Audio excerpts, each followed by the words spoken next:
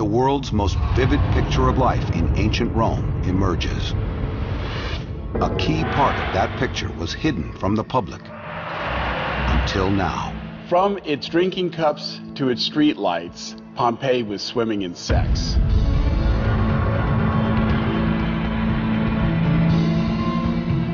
Instead of being a proper Roman city, these people are up to a seething world of sex and filth and squalor. New evidence of widespread prostitution, orgies and sex clubs. Women selling themselves to men, men to other men, and men to women. Was there a secret sex trade in Pompeii? And if so, who controlled it? Was this city a one-of-a-kind hotbed of sin? Or does it offer us the truest picture of sex in ancient Rome? A picture hitherto hidden and now, for the first time, revealed.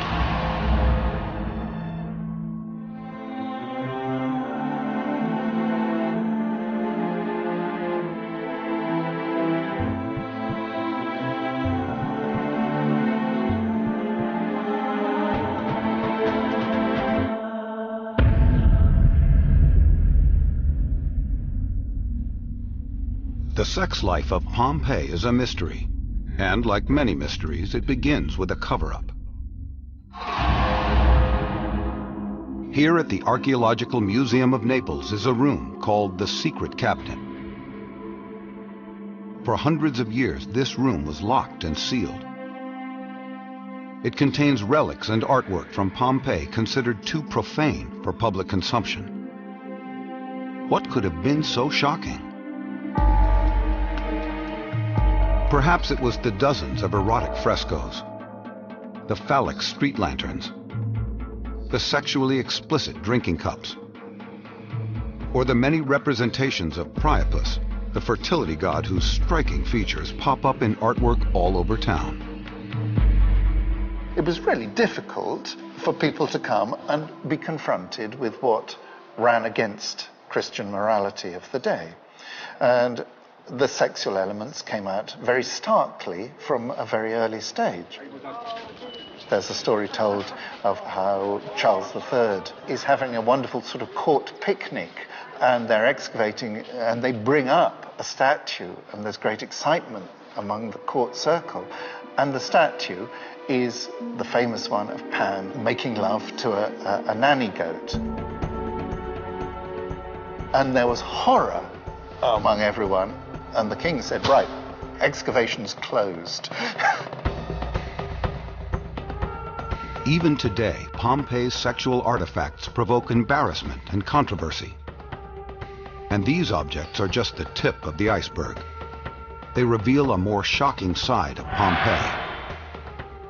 The deeper historians dig, the more unsettling details emerge of an elaborate system of sex in this ancient city.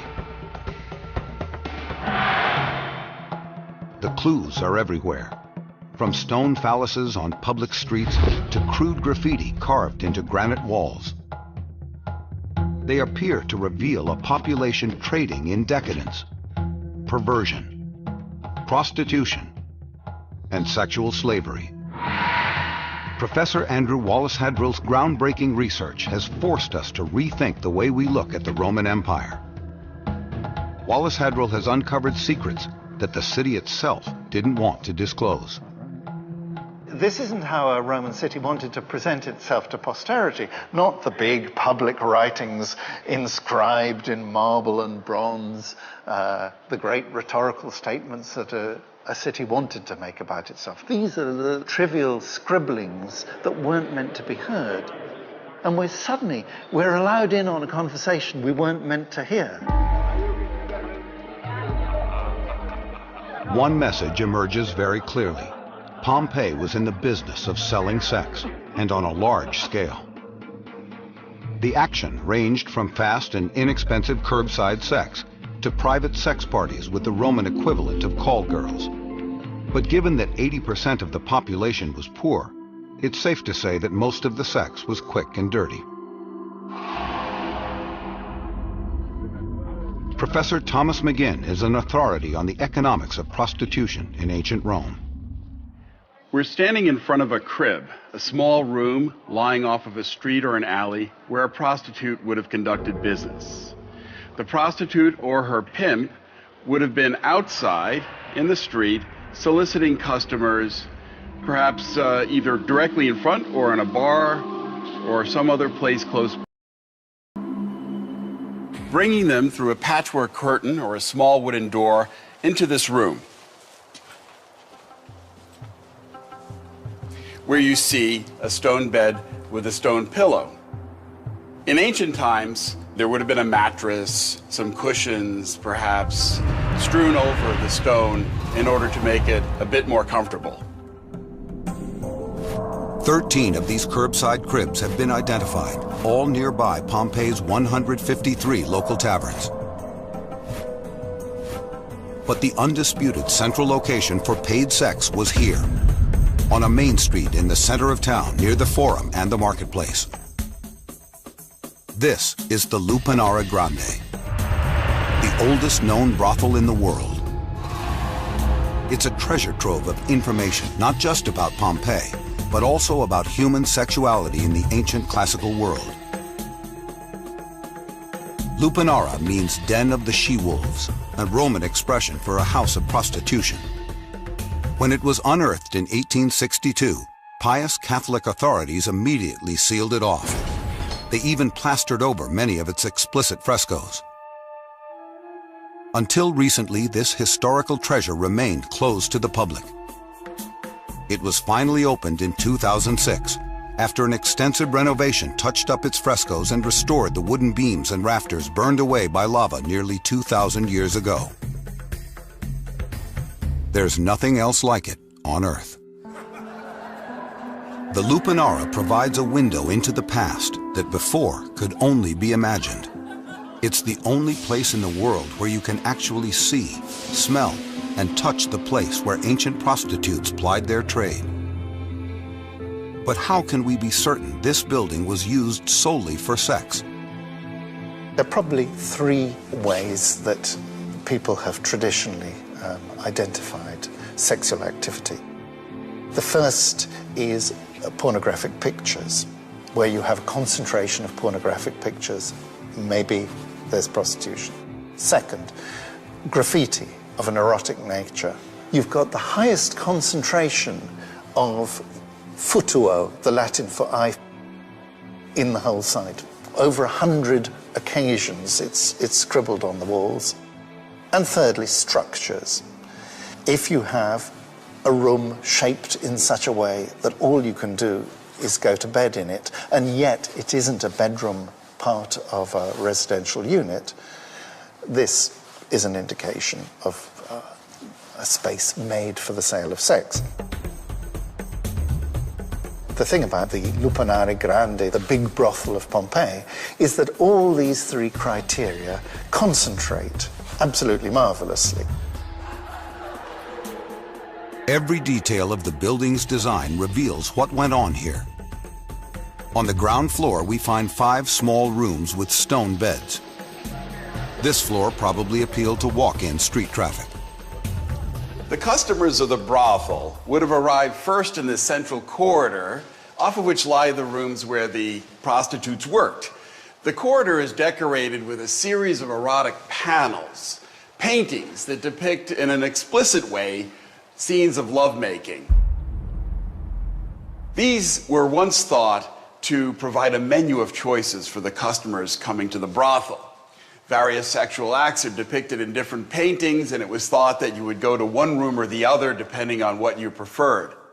But the better view, or more persuasive view, is that these were part of what the brothel was selling. They presented a fantasy of sex. Richly decorated beds, the pillows and the bedding is of a quality that far surpasses anything that you would have found in these rooms with their stone beds and straw mattresses. So again, what you have here is a fantasy of sex. What you have here is the reality. The business of the brothel was to sell the customer both. the Lupanara's large and distinctive second floor poses another mystery. Upstairs, we find no erotic art, no graffiti, and no masonry beds. It might have been filled with expensive wooden beds, drapes, and curtains. Here, customers may have made the fantasy real. In this room, which is too big as you conceive to be a simple prostitute's cell, there would have been ample space for parties, a place to invite friends, a place where the people who rented it out could have simulated, to a certain extent, the atmospherics of an upper-class house, an upper-class dining room, but for a price. The Lupanara was the biggest brothel in town, but it wasn't the only one. Archaeologists have turned up at least 41 brothels, and the numbers vastly increase if you include taverns and hotels, which were common sites of prostitution. Sex for hire was everywhere. But why was there so much of it, and why was it so public? Why did the empire permit it, and who profited from it? For the answers, we first need to look at the dark, seldom-seen lives of the prostitutes themselves. For centuries, the evidence of widespread prostitution in the doomed city of Pompeii was suppressed. Today, historians are putting together the pieces of how, where, and why it took place. At the heart of the mystery is the Lupanare Grande, the biggest brothel in town.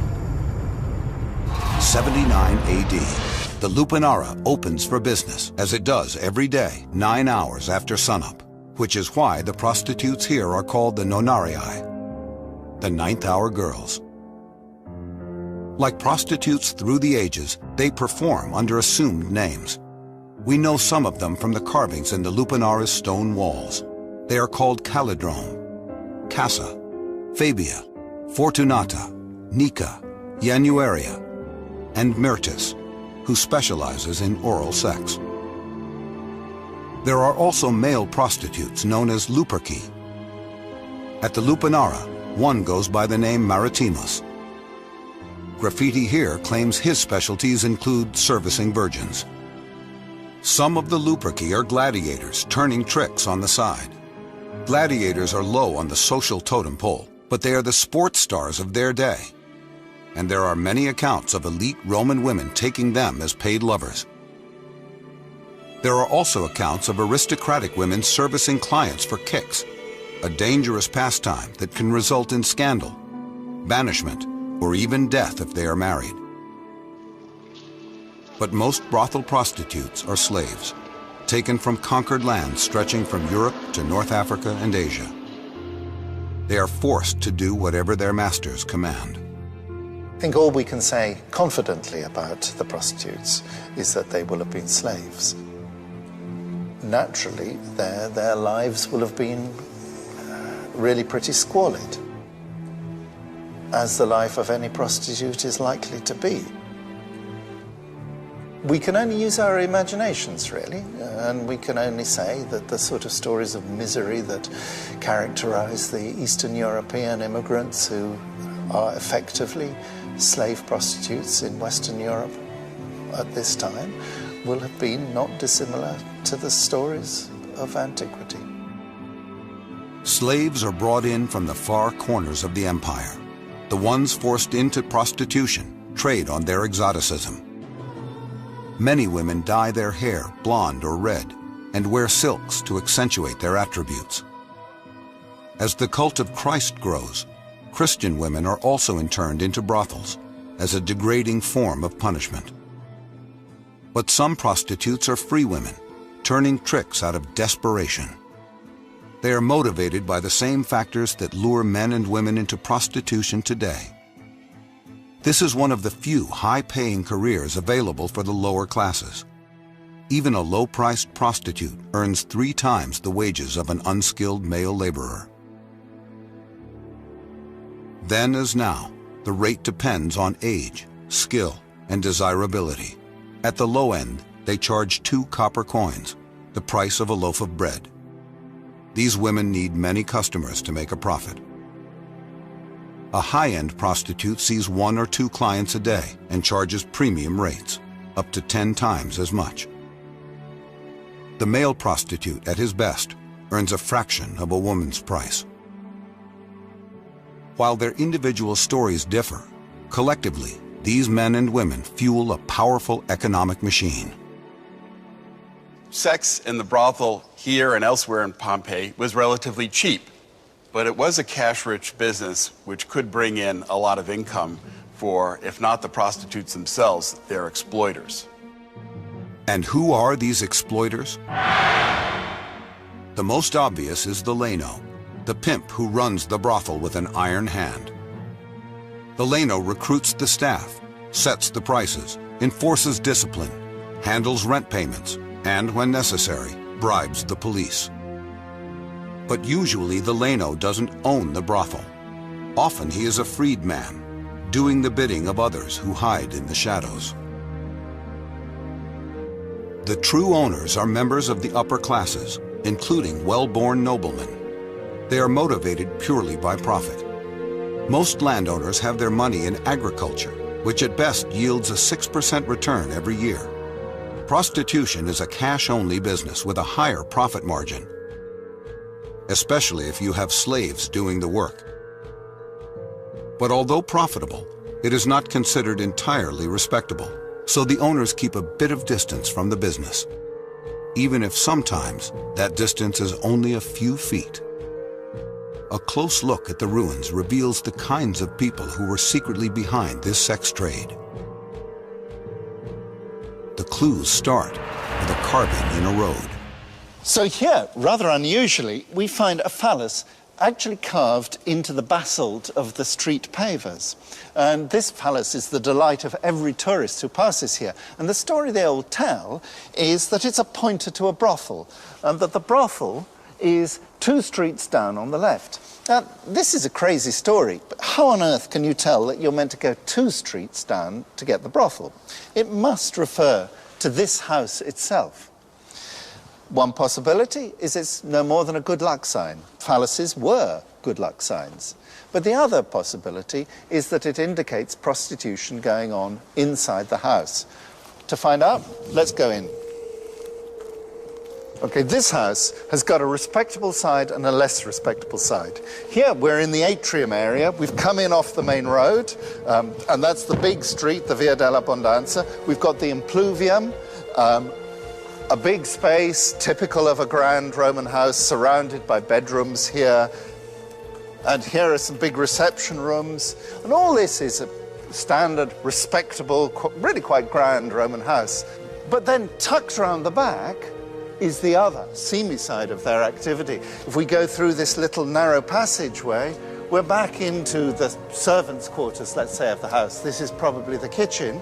And back through, we're going through quite a narrow doorway here, and here we meet the prostitute cells, and we discover a bit about how the owner of the house makes his money. 1, 2, there, and then through the wall there is the third one.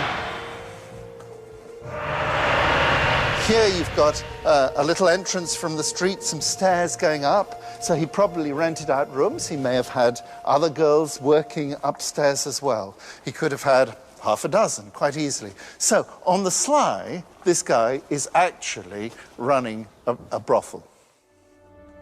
The elite's attitude towards private and public sex was complicated, to say the least. And it begins to explain why there was so much of it going on, and so publicly. For here, sex, whether paid or unpaid, was not just about pleasure. It was also about power. And with sex and power would come outright debauchery. New evidence reveals that the lost Roman city of Pompeii had a thriving sex trade, a trade that involved virtually every layer of society. We've seen what happened in the brothels and back alleys that catered to working-class men. But what transpired at the top, the rarefied world of the elite? 79 AD. This is the Floralia, a festival of prostitutes introduced about 238 BC. The festival is dedicated to Flora, a very successful working girl who left her estate to the people of Rome and set up an annual fund to celebrate her birthday with a wild street party. The early Christian author Lactantius writes disapprovingly, "The prostitutes at the importunities of the rabble strip off their clothing and act as mimes in full view of the crowd, and this they continue until full satiety comes to the shameless lookers-on."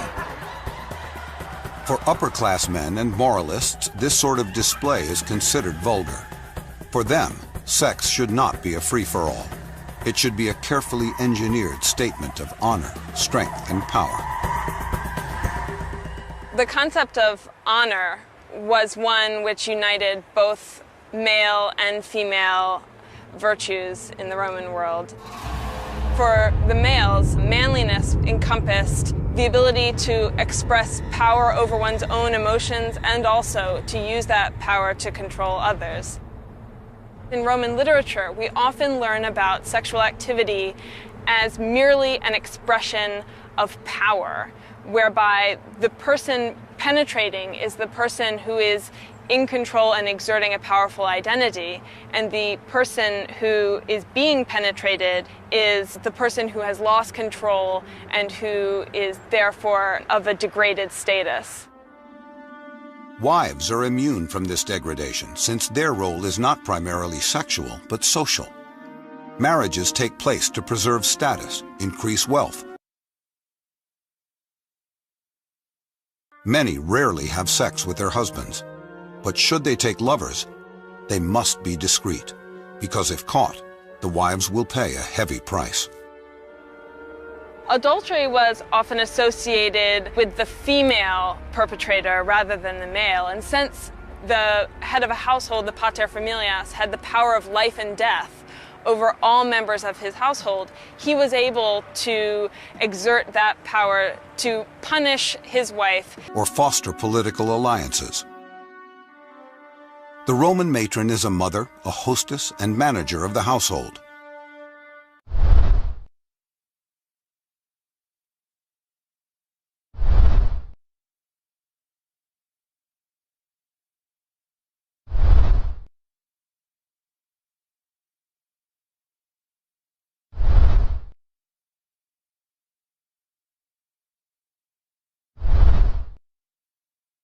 if she were unfaithful mercilessly.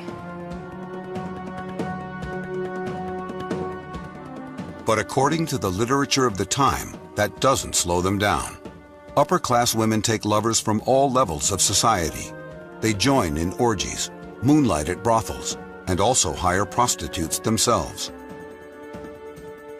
Male or female, if you are a member of the ruling class, the sex trade in Pompeii offers plenty of options. Many husbands don't even need to look beyond their own households.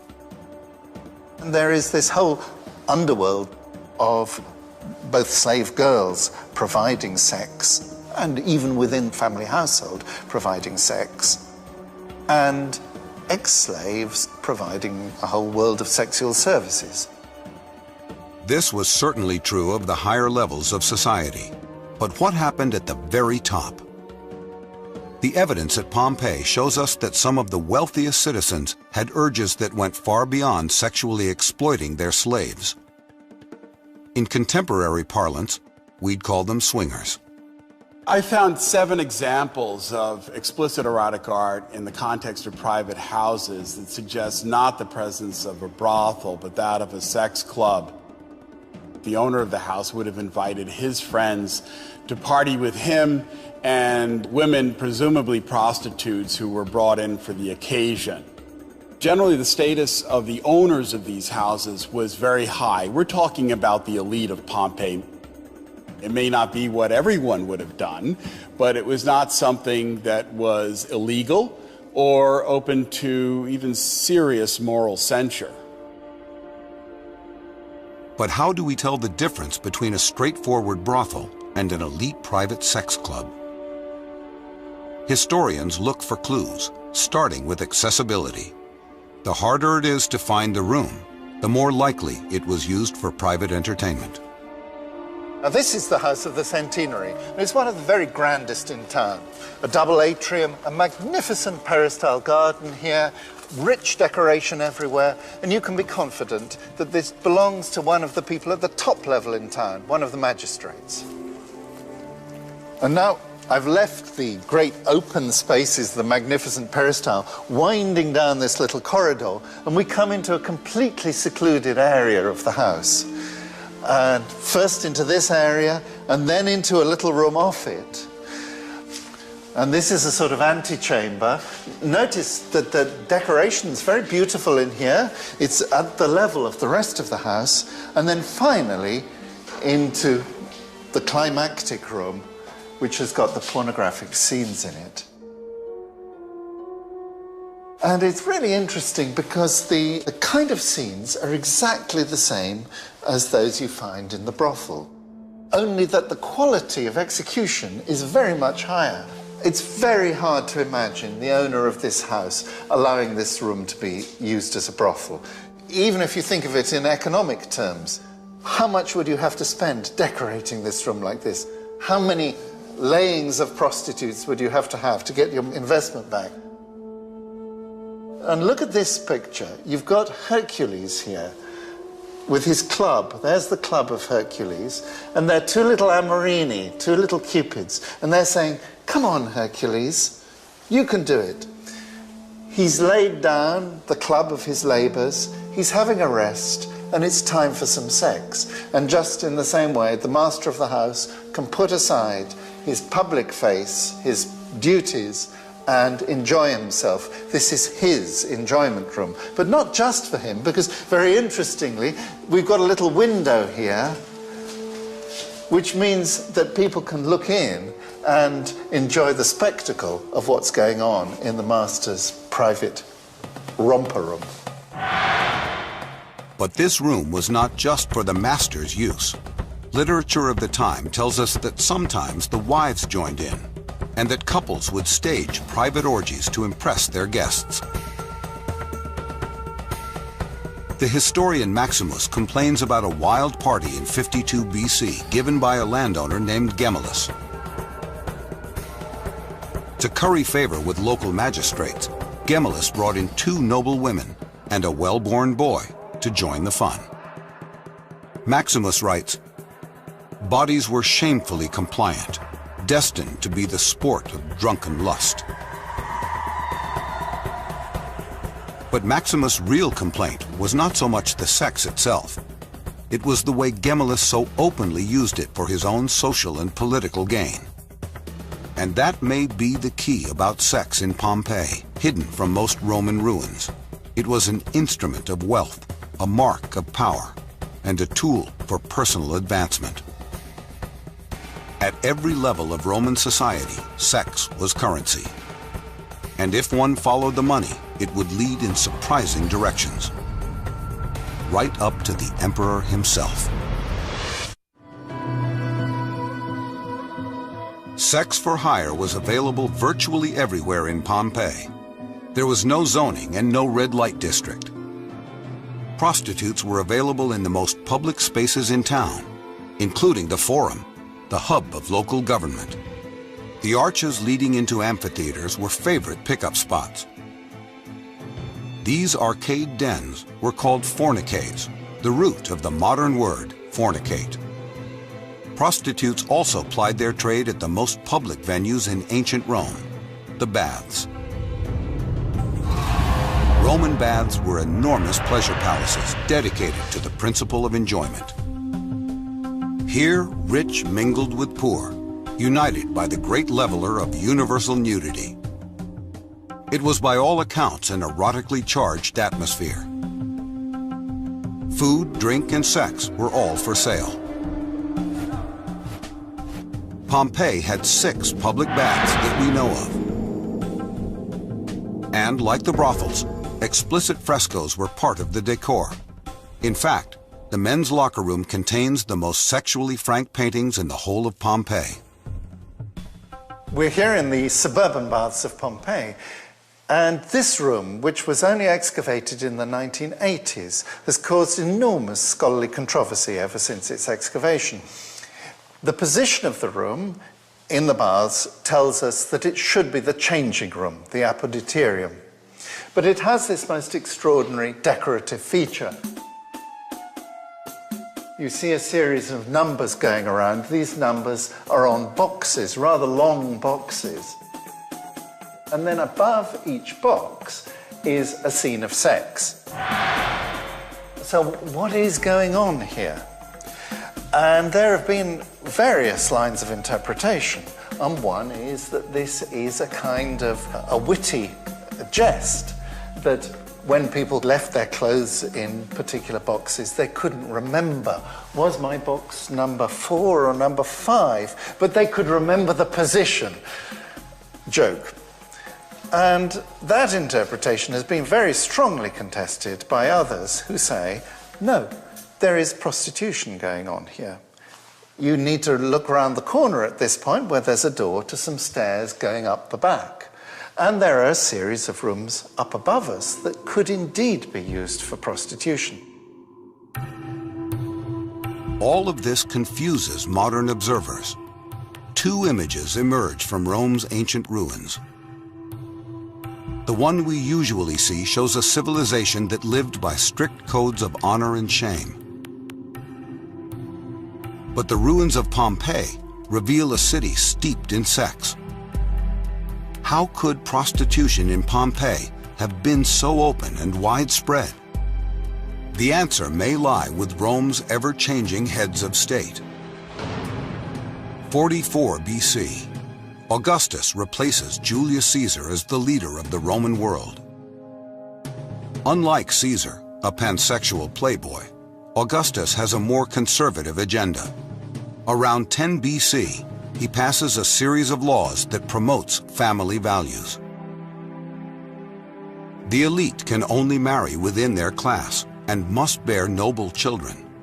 Childless couples are penalized and bachelors are taxed. Most important, adultery becomes a criminal offense. But what about prostitution? Like most Roman nobles, Augustus doesn't approve of sex for sale, but he accepts it as a fact of life. He may well have agreed with Cato the Elder, who said that a man was better off having sex with his slave, or a prostitute, or even his wife, than having an affair with another married noble.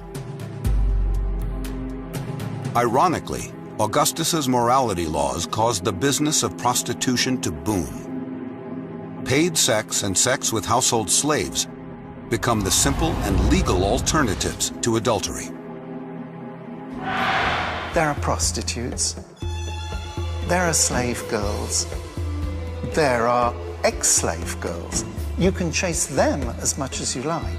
For heaven's sake, don't risk everything by chasing married women. So the very ban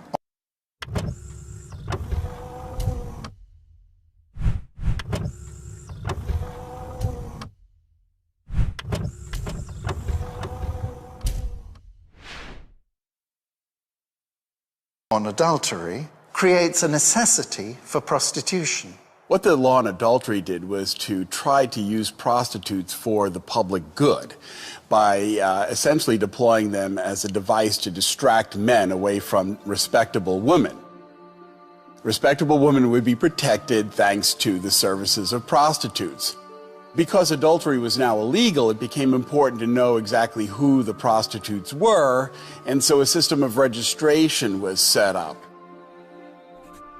By law, prostitutes now have to register with a local bureaucrat called an aedile. The aedile takes down her name, age, place of birth, and her pseudonym. He then issues her a license.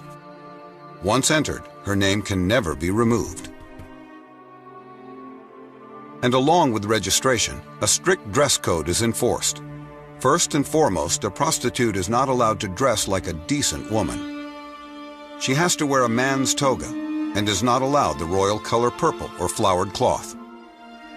She cannot put her hair up like Roman matrons. Registration reinforces the social distance between prostitutes and the rest of society. There are all sorts of activities that would render you forever infamous and no longer able to take part in public life.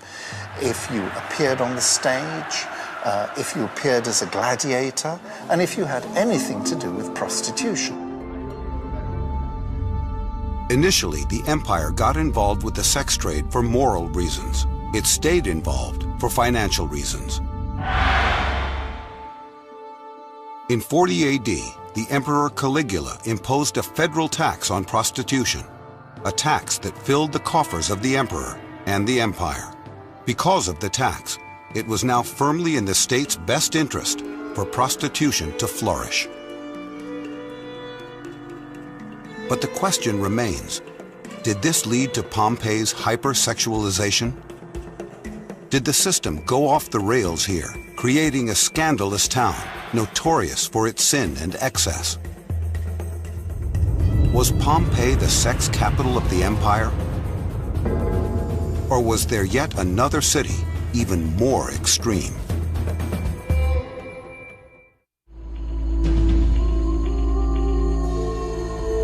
When Pompeii was first discovered, archaeologists were shocked and appalled by what they found. The presence of brothels and pornography led many to believe that the city was deviant and had been destroyed by divine wrath, just like Sodom and Gomorrah. Certainly in Pompeii, sex for hire was easy to find. New evidence reveals a complete sexual map of Pompeii. 13 cribs or rooms right off the street set aside for prostitution. 9 baths, theaters, and amphitheaters where sex was available for a price. At least 7 private sex clubs for the rich, and 41 confirmed brothels, including the world's oldest known purpose-built brothel, the Lupanare Grande. It's a lot of brothels for a city of 6,000. The evidence seems to point to Pompeii as the undisputed capital of sex. But modern sleuthing reveals that Pompeii was neither the Vegas nor the Sodom and Gomorrah of its day. It was, in fact, a small and rather ordinary place. When people first came to knowledge of the representations of sexuality here, they thought that Pompeii might have been a hotbed for la dolce vita. Instead, Pompeii was regarded by the Romans as a good place to buy an oil press. Pompeii is a perfectly normal place. What is extraordinary about Pompeii is the way it's preserved. We always have to remember that. Other places didn't get a volcano's guts tipped over them. And that mode of preservation gives us a whole different insight into the city. So if Pompeii wasn't the center of ancient prostitution, where was the real sex capital? Whatever you see in Pompeii, compared to Rome, is really down market. Rome is the center of everything in the empire. It's the center of wealth, the center of power, therefore the center of sex. On first glance, the city of Rome appears to have had less prostitution than Pompeii. Surviving physical evidence shows fewer brothels and fewer registered prostitutes. But according to historians, prostitution was just as widely practiced. The lack of physical evidence in Rome reveals the final chapter of Pompeii's story. Pompeii takes its lead from Rome, and Rome, in turn, follows the taste of its rulers. 37 AD. Just 42 years before the eruption of Vesuvius, Caligula becomes emperor. He sets a standard for depravity that few have been able to match in the nearly 2,000 years since his reign. He is fascinated by corruption and sexual transgression. By establishing a tax on prostitution and a squad of bureaucrats to enforce it, Caligula turns sex for sale into a state-sanctioned business. To drive home the point, he sets up a brothel inside the imperial palace. The brothel is staffed by the wives, daughters, and sons of leading citizens and upper-class men. Some are willing, some are not. Caligula is succeeded by Nero. Though no match for his predecessor in depravity, Caesar Nero is no saint. He mugs citizens for fun, has his mother executed, and kicks one of his wives to death. And when he isn't slumming at brothels, he organizes elaborate orgies for the aristocrats. Caligula and Nero's bad behavior influences society across the Roman Empire, from Rome down to smaller cities like Pompeii. Vice and corruption are the order of the day.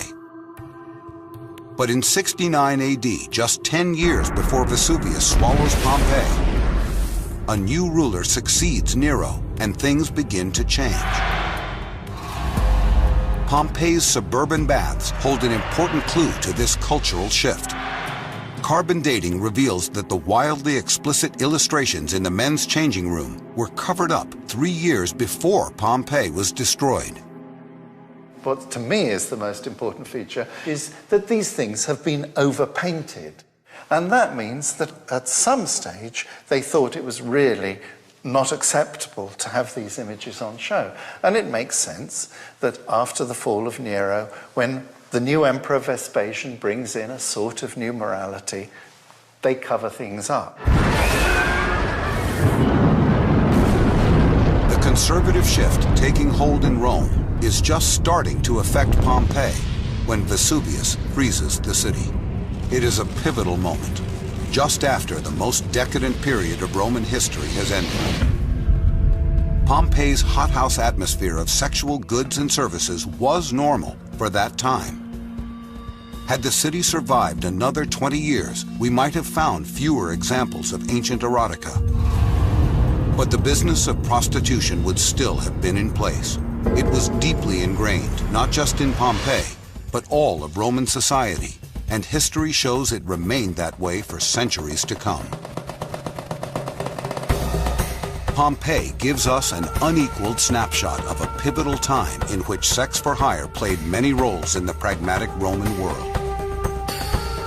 It was a less than honorable but quite profitable venture for the wealthy, a major source of tax revenue for the state, a way for men to have extra sex without having illegal affairs, and a very public way of reinforcing the class system by sanctioning prostitution while publicly humiliating the men and women forced to practice it.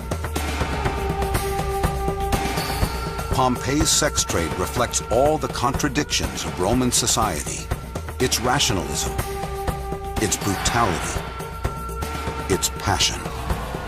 And it reveals the enormous impact that leaders, good and bad, can have on mighty empires.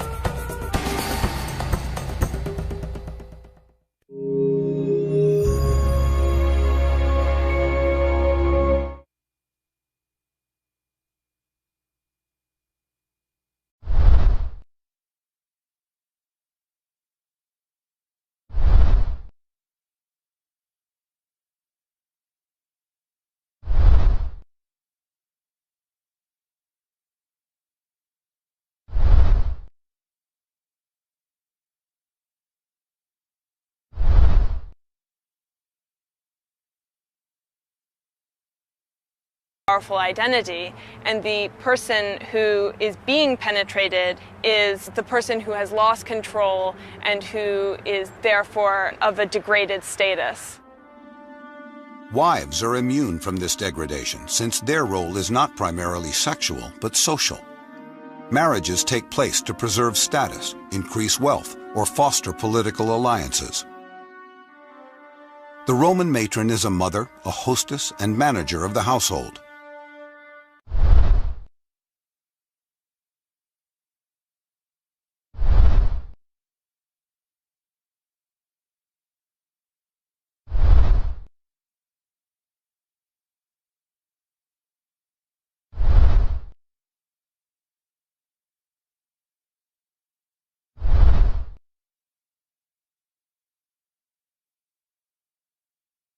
Many rarely have sex with their husbands, but should they take lovers, they must be discreet, because if caught, the wives will pay a heavy price. Suburban baths of Pompeii.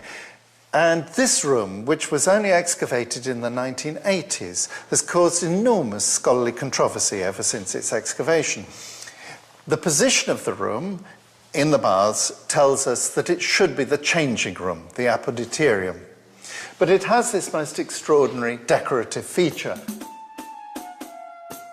You see a series of numbers going around. These numbers are on boxes, rather long boxes. And then above each box is a scene of sex. So what is going on here? And there have been various lines of interpretation. One, providing sex, and ex-slaves providing a whole world of sexual services. This was certainly true of the higher levels of society. But what happened at the very top? The evidence at Pompeii shows us that some of the wealthiest citizens had urges that went far beyond sexually exploiting their... Who say, no, there is prostitution going on here. You need to look around the corner at this point where there's a door to some stairs going up the back. And there are a series of rooms up above us that could indeed be used for prostitution. All of this confuses modern observers. Two images emerge from Rome's ancient ruins. The one we usually see shows a civilization that lived by strict codes of honor and shame. But the ruins of Pompeii reveal a city steeped in sex. How could prostitution in Pompeii have been so open and widespread? The answer may lie with Rome's ever-changing heads of state. 44 BC, Augustus replaces Julius Caesar as the leader of the Roman world. Unlike Caesar, a pansexual playboy, Augustus has a more conservative agenda. Around 10 BC, women, presumably prostitutes who were brought in for the occasion. Generally, the status of the owners of these houses was very high. We're talking about the elite of Pompeii. It may not be what everyone would have done, but it was not something that was illegal or open to even serious moral censure.